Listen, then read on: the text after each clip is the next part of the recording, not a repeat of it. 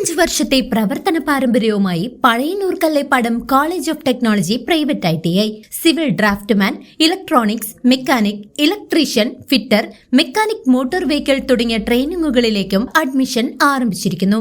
College of technology private ITI Kallepadam Pazhayannur. Pazhayannur buds rehabilitation സെന്ററിൽ ഓണാഘോഷ പരിപാടികൾ നിറച്ചാർത്തായി. പഴയന്നൂർ ഗ്രാമപഞ്ചായത്ത് പ്രിയദർശിനി ബഡ്സ് റീഹാബിലിറ്റേഷൻ സെന്ററിൽ ഓണാഘോഷം വിപുലമായി ആഘോഷിച്ചു. പഞ്ചായത്ത് പ്രസിഡന്റ് സജിത മുരളി ഓണാഘോഷ പരിപാടി ഉദ്ഘാടനം ചെയ്തു.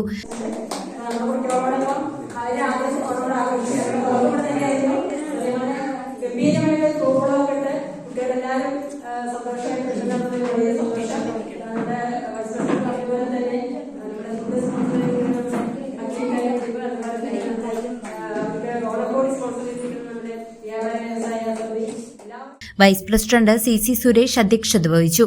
പഴയന്നൂർ SI നിഖിൽ, മനീഷ്, സുധീർ എന്നിവർ ആശംസകൾ അർപ്പിച്ച് സംസാരിച്ചു.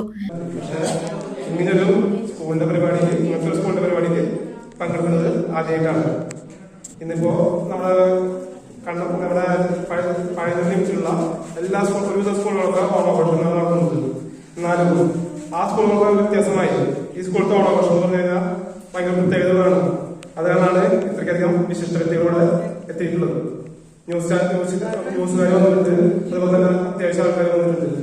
അപ്പോ ഇവിടെ വന്നിരിക്കുന്ന പുറത്തുനിന്ന് വന്നിരിക്കുന്ന എല്ലാവർക്കും ഞാൻ നന്ദി പറയുന്നു.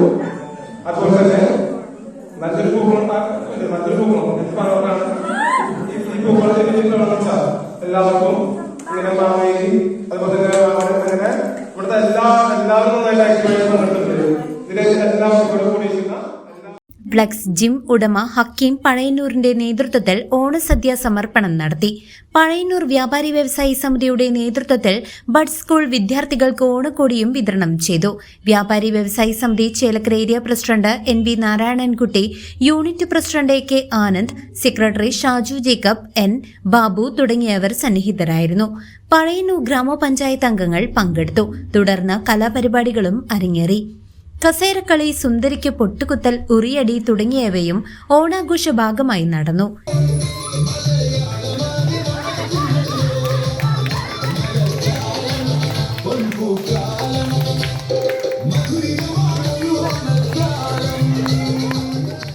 CCV news Pazhayannur.